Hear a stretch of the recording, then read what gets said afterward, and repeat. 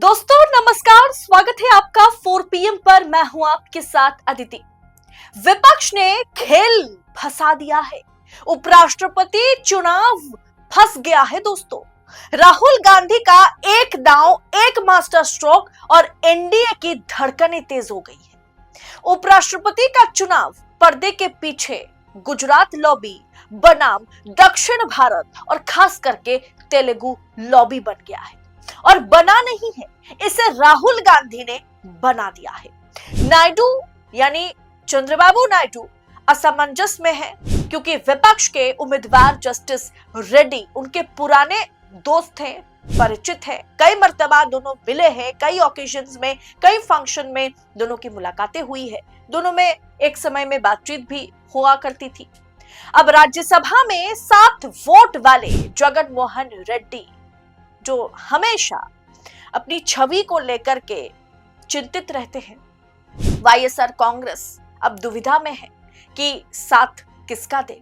और राज्यसभा में इनका साथ वाकई मोदी जी को हमेशा चाहिए होता है। केसीआर जिनके पास राज्यसभा में 4 वोट हैं, वे जस्टिस रेड्डी के साथ भी जा सकते हैं, इंडिया के साथ जा सकते हैं। और केसीआर के ये 4 वोट, राज्यसभा के ये 4 वोट बीजेपी के लिए महत्वपूर्ण है, खास करके उपराष्ट्रपति चुनाव में। अब ऐसे में दोस्तों तेलुगु के सवाल पर, तेलुगु अस्मिता के सवाल पर इन तीनों नेताओं पर क्षेत्रीय राजनीति का दबाव है, भयंकर प्रेशर है। चंद्रबाबू नायडू, केसीआर, जगन मोहन रेड्डी, इन तीनों के लिए अस्मिता की लड़ाई है। दोस्तों जब बात दक्षिण भारत पर आ जाए, तेलुगु अस्मिता पर आ जाए, तब दिल्ली में बैठे मोदी शाह के इशारे पर चलना मुश्किल है। मुश्किल ही नहीं, नामुमकिन है। दोस्तों अब संख्या पर आते हैं।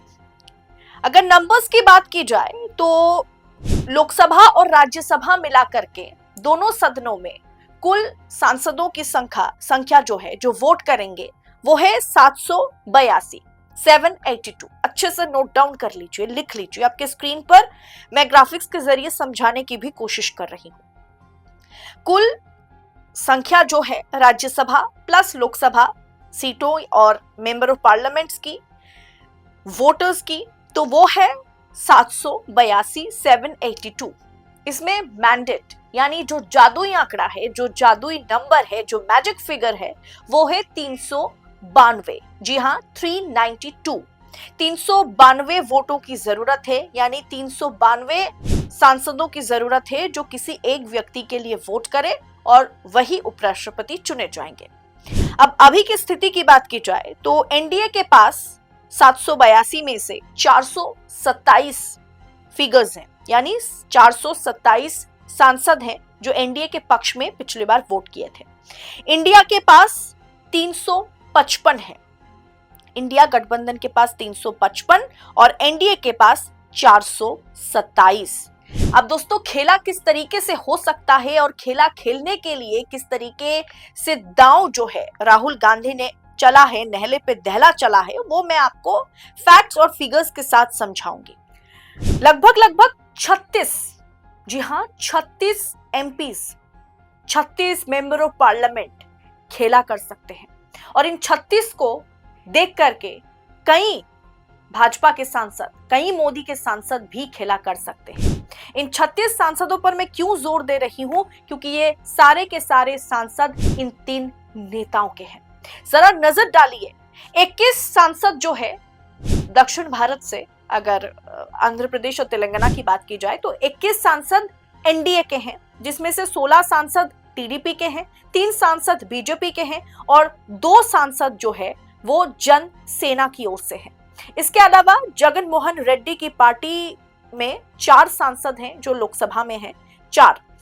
अगर राज्यसभा की बात की जाए तो वाईएसआर कांग्रेस यानी जगन मोहन रेड्डी के 7 सांसद राज्यसभा में हैं। और अगर टीडीपी की बात की जाए यानी चंद्रबाबू नायडू की पार्टी की, तो राज्यसभा में 3 सांसद हैं उनके, केसीआर के 4 सांसद हैं। कुल मिलाकर के लोकसभा में 16 सांसद फ्रॉम टीडीपी, 2 सांसद लोकसभा में जनसेना की ओर से और 4 सांसद लोकसभा में जगनमोहन रेड्डी की ओर से, राज्यसभा में 7 + 3 + 4 कुल मिलाकर के 36 सांसदों ने अगर खेला कर दिया तो वाकई मोदी जी के साथ और मोदी के उपराष्ट्रपति उम्मीदवार के साथ खेला हो जाएगा। और अगर अभी इंडिया के पास 355 का आंकड़ा है, 355 के साथ अगर इस 36 को हम ऐड कर ले, क्योंकि ये तेलुगु अस्मिता की लड़ाई है और यहाँ पर अगर इन नेताओं ने तेलुगु अस्मिता को चुना तो मोदी की लंका लग जाएगी, मोदी शाह की लंका लगना तो तय है। 355 के साथ अगर आप 36 को जोड़ेंगे तो 391, यानी जादुई आंकड़े से अगर खाते की बात की जाए, बही खाते की बात की जाए तो महज 1 सीट कम है। और क्या आपको नहीं लगता कि इस चुनाव में क्रॉस वोटिंग नहीं होगी? और अगर भारतीय जनता पार्टी के भीतर जिस बगावत की बात की जा रही है, जिस बगावत को लेकर के बातें हो रही हैं, सूत्रों के हवाले से खबरें लगातार हम दिखाने की कोशिश कर रहे हैं, वो अगर सच साबित हो जाए, अगर वाकई, क्योंकि व्हिप जारी नहीं होगा, दिल खोल करके सांसद यहां वोट कर सकते हैं, पक्ष वाले विपक्ष में, विपक्ष वाले पक्ष में कर ही सकते हैं, खुल करके कर सकते हैं। और मोदी शाह कोई भी एक्शन ऑफिशियली नहीं ले सकते इसके बाद, क्योंकि व्हिप जारी नहीं होगा इस चुनाव के लिए। अब ऐसे में अगर क्रॉस वोटिंग हो जाए, अगर भाजपा के सांसद अंदर खाने की खबर यही है, भाजपा के ऐसे कई सांसद हैं, 20-22 सांसद हैं जो खिलाफत में हैं, जो मोदी के खिलाफ आवाज बुलंद कर रहे हैं, वो अगर क्रॉस वोटिंग कर दे तो यकीन मानिए रेड्डी का, जी हां, रेड्डी का उपराष्ट्रपति बनना कोई रोक नहीं पाएगा। वैसे अगर भारतीय जनता पार्टी के उम्मीदवार, एनडीए के उम्मीदवार अगर जीत भी जाए, पीसी राधाकृष्णन अगर जीत भी जाए, तो भी ये कांटे का मुकाबला है, तो भी ये मोदी शाह के लिए नींद उड़ाने वाली बात है कि ऐसे एक शख्सियत को कहीं ना कहीं राहुल गांधी ने दक्षिण भारत से ला करके खड़ा कर दिया, जिसके लिए कुर्सी हिल गई, जिसके लिए मोदी शाह को, अब जगनमोहन रेड्डी को, मोदी शाह को नायडू को, मोदी शाह को केसीआर को कॉल घुमाना पड़ेगा। और यहीं पर कहीं ना कहीं राहुल की जीत और मोदी शाह की हार है, क्योंकि वो क्लीन स्वीप वाली बात नहीं, ऐसा संभव नहीं है पूरी तरीके से क्लीन स्वीप हो जाए और जिस निर्विरोध चुनाव के लिए मोदी शाह सोच रहे थे, वहीं पर राहुल गांधी ने मोदी शाह को हरा दिया है। इस पर वरिष्ठ पत्रकार केपी मलिक ने ट्वीट करते हुए क्या लिखा, जरा देखिए। उन्होंने लिखा, उपराष्ट्रपति चुनाव को लेकर के राजनीति में बड़ा धमाका हो चुका है। एनडीए के उम्मीदवार सीपी राधाकृष्णन को हराने के लिए राहुल गांधी ने मोदी स्टाइल में ही मास्टर स्ट्रोक चला है। अब मुश्किल में पहले चंद्रबाबू नायडू, जो एनडीए का हिस्सा होकर भी अपने ही आंध्र प्रदेश से उतरे विपक्षी उम्मीदवार को कैसे नकारे। दूसरा, जगनमोहन रेड्डी, जो कि राजनीति में अस्तित्व बचाने की जुगत, लेकिन वोट देने में फंसा दुविधा जाल। और तीसरे, के चंद्रशेखर राव यानी केसीआर, जो तेलंगाना के बेताज बादशाह रहे, अब खुद को किस ओर वो लेके जाएंगे, इस दुविधा में वो खुद को पाते हुए नजर आ रहे हैं। दोस्तों, विपक्ष ने चतुराई दिखाते हुए बी सुदर्शन रेड्डी को उम्मीदवार बनाया है, जिनका ताल्लुक आंध्र प्रदेश से है। यानी खेल वही सेट किया गया है जहां से एनडीए के सहयोगियों को सबसे ज्यादा असहज होना पड़े।